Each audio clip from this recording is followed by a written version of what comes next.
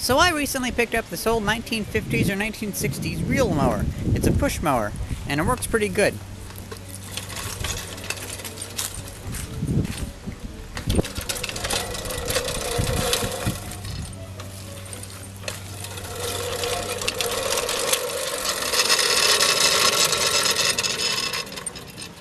See, actually I can put it back like this, and you can pull it. And this, if you push it in this direction, that's when it actually starts cutting. You see it, these blades hit this blade down here.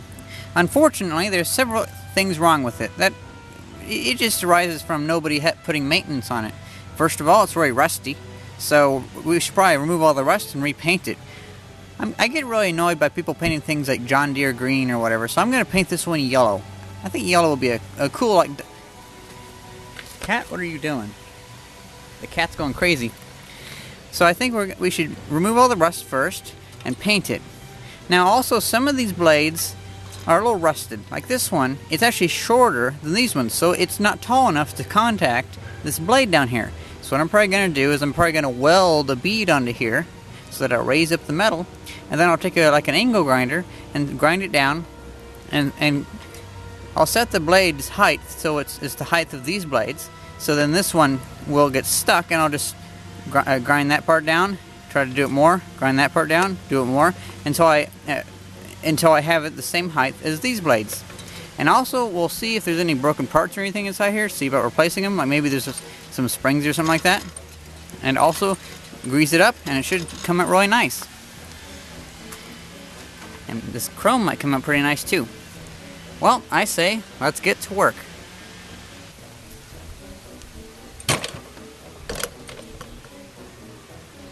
I think the first thing we should do is remove the handle. And that's pretty simple, just by 2 cotter pins. One cotter pin here, and one right here. Once I get those off, this should just pop right off.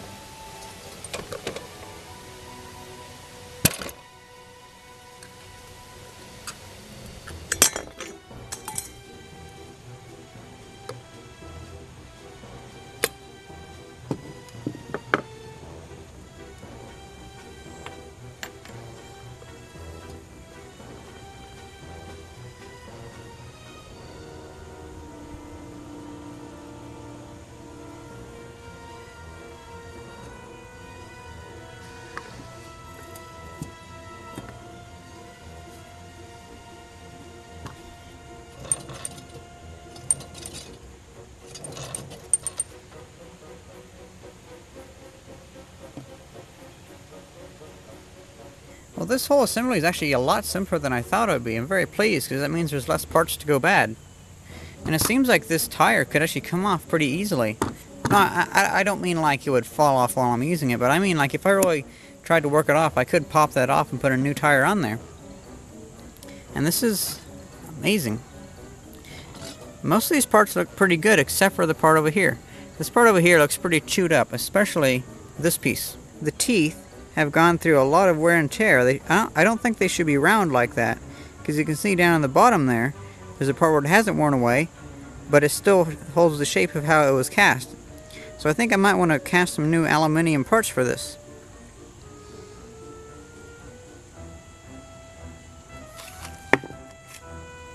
Then this is the little tooth that catches on the inside of this, and that just slides through here.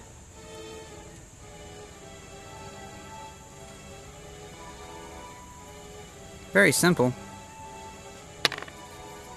Let's check the other side. Well, I got the other wheel off, and very good news. The teeth on this side are perfectly fine. So if I ever want to cast another part, which I probably will, I can use this as the mold. I don't have to take that one and try to change the mold after I take it. I can just copy this one and it'll be perfectly fine.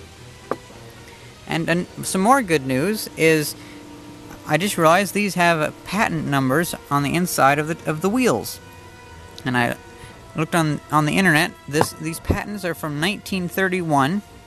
Actually, I think they were submitted in 1925 or something like that, and they were approved in 1931 or 1932. I can't remember.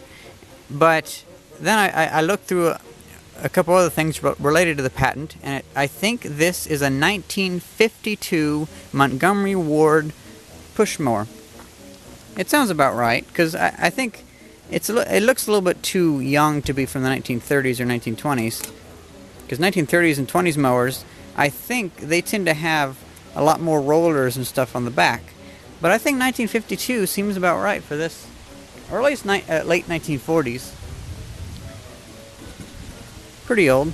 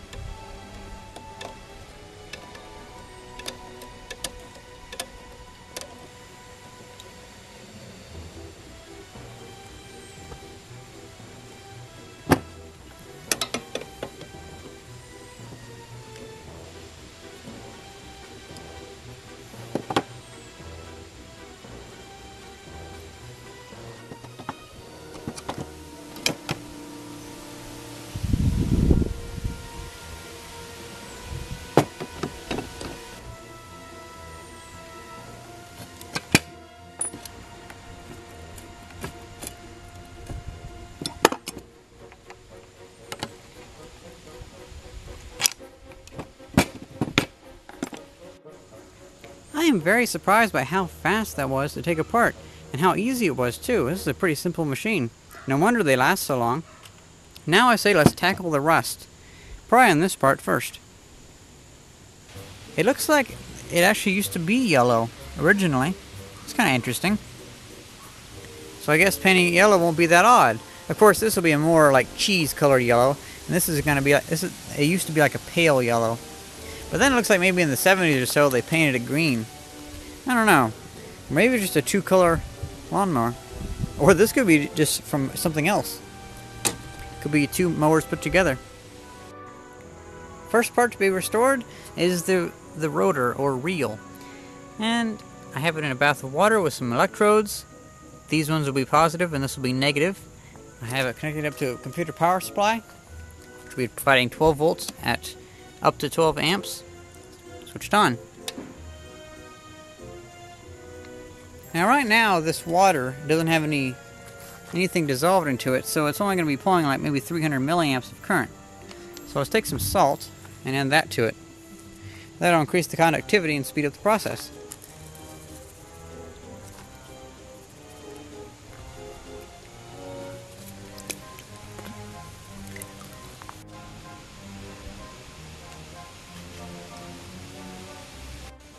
Well, it's been about 45 minutes, and I think that's going quite nicely. There's a lot of rust coming off. While that's going, I'm going to get some steel wool out, some of this stuff, and try to clean up these chrome parts, these three.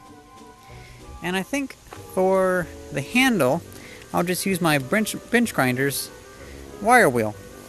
So I'll get that out.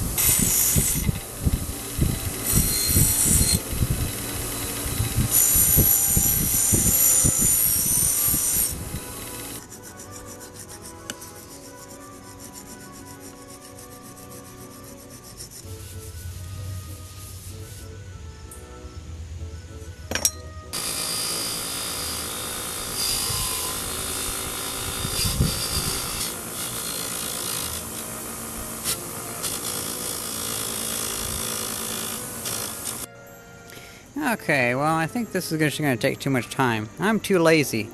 So, I'm going to try to use electrolysis on it. The reason I didn't do it before is because I didn't think I had a tank this right size.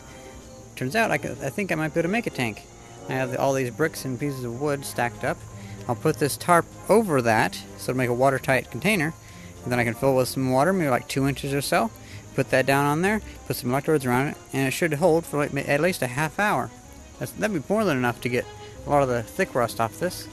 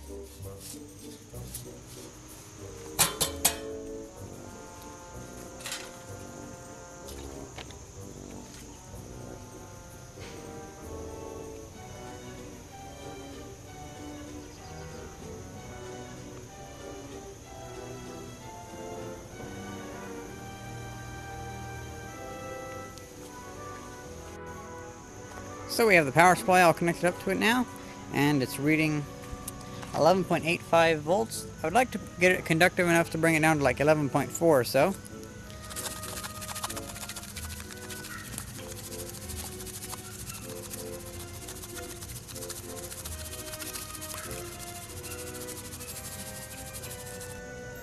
Well, it's bubbling nicely. So let that sit for like maybe a half hour or an hour or so. But in the meantime, we have this one to mess with. Let's see what the effects of electrolysis were on the rotor, or reel.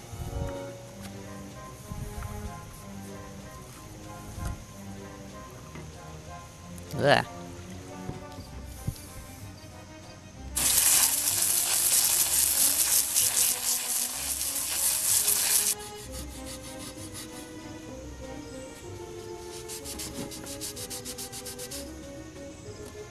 Well, it's coming off wonderfully. I have an idea for a better way to clean it, though. Wonder if I just whack the rotor into this pile of sand, if that might do the same as sandblasting. Well, just a lot less power, but oh well.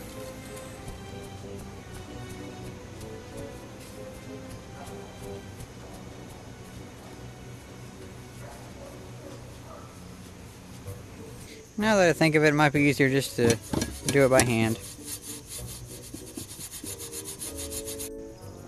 It'd be really nice if I could get that sand system to work, because it clean these up nicely. I do have an idea, however, so I'll try that also.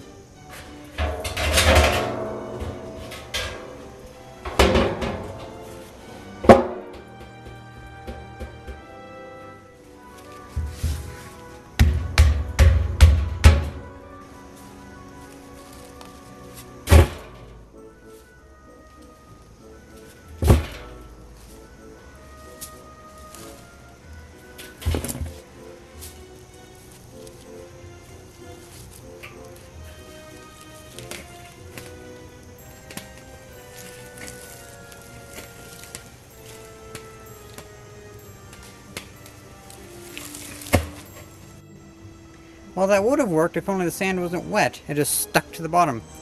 So I'm going to see about building a fire to dry out the sand.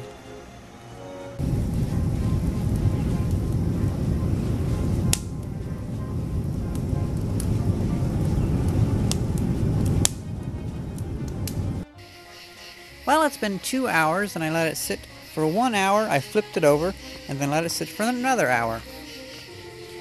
Looks like it's done quite a lot. A lot of what rust's come off. I say that's probably good enough. Let's take it out and see how it did.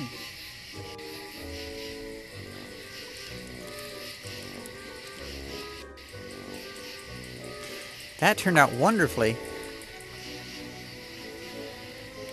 It seems like that green paint that was on it originally was just added as a second layer over rust. So whenever I put it in the electrolysis bath, it actually removed all that green paint, and there's a little bit of white paint left over. So evidently this was originally like a white or yellow. Maybe the handle was white and the base part was yellow. Don't know. Probably just it's faded, but oh well. I'll go over this with a little bit of steel wool, and that should clean it up nicely.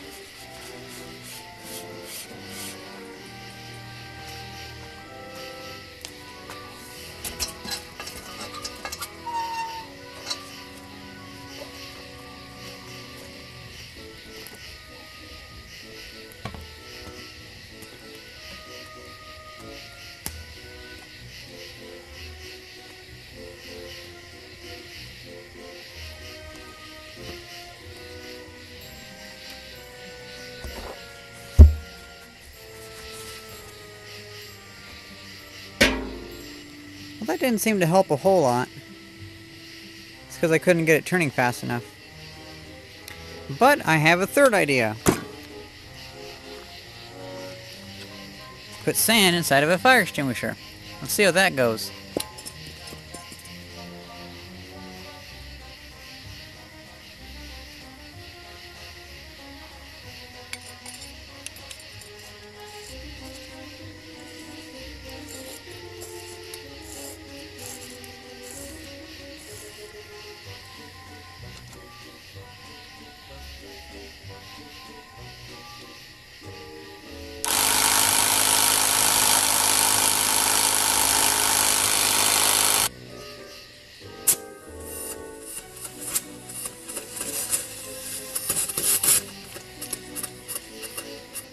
So there's the part that got cleaned off. I have to say it did a pretty good job. Unfortunately, that fire extinguisher doesn't work good as a sandblaster.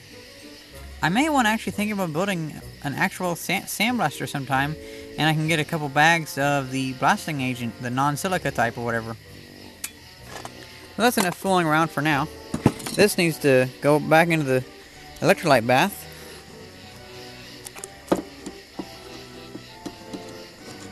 I have one of those bricks down there that have holes in them, so I can just gotta get it in one of the. There you go. I'll put the rope around that. But in the meantime, while that's running, I will paint this yellow, because I think this turned out pretty nice.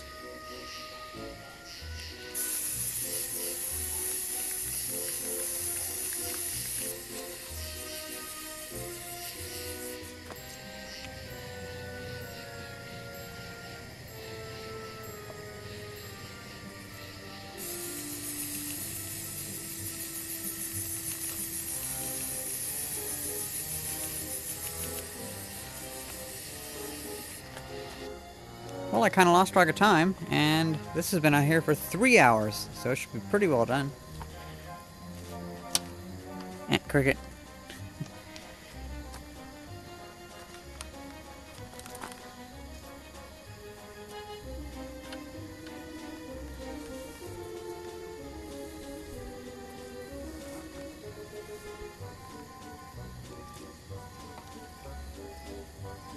Let's go spray that off.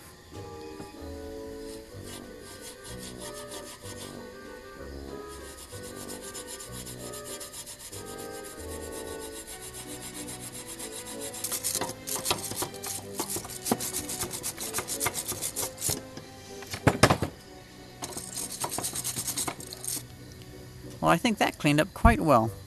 It still had a little rust on it, but it's down to a point where it really doesn't matter. The paint will still stick to it fine. Now, instead of me painting this yellow, like the rest of the thing, I kind of want this to stand out, so it doesn't look like I just painted the entire thing without taking it apart. I'll paint this gray. Plus, I think gray will complement yellow quite well.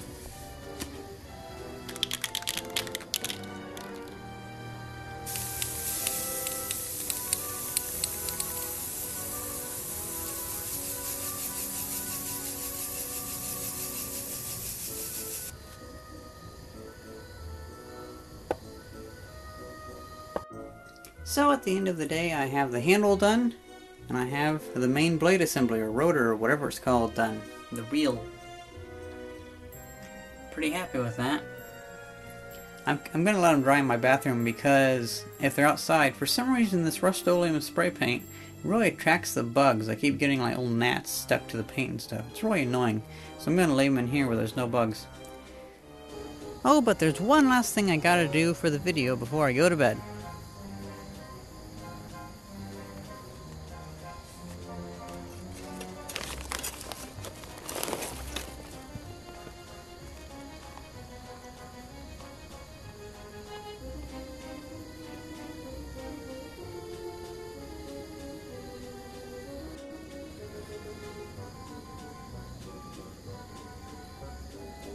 Well, I hope you enjoyed this video and thanks for watching. See ya!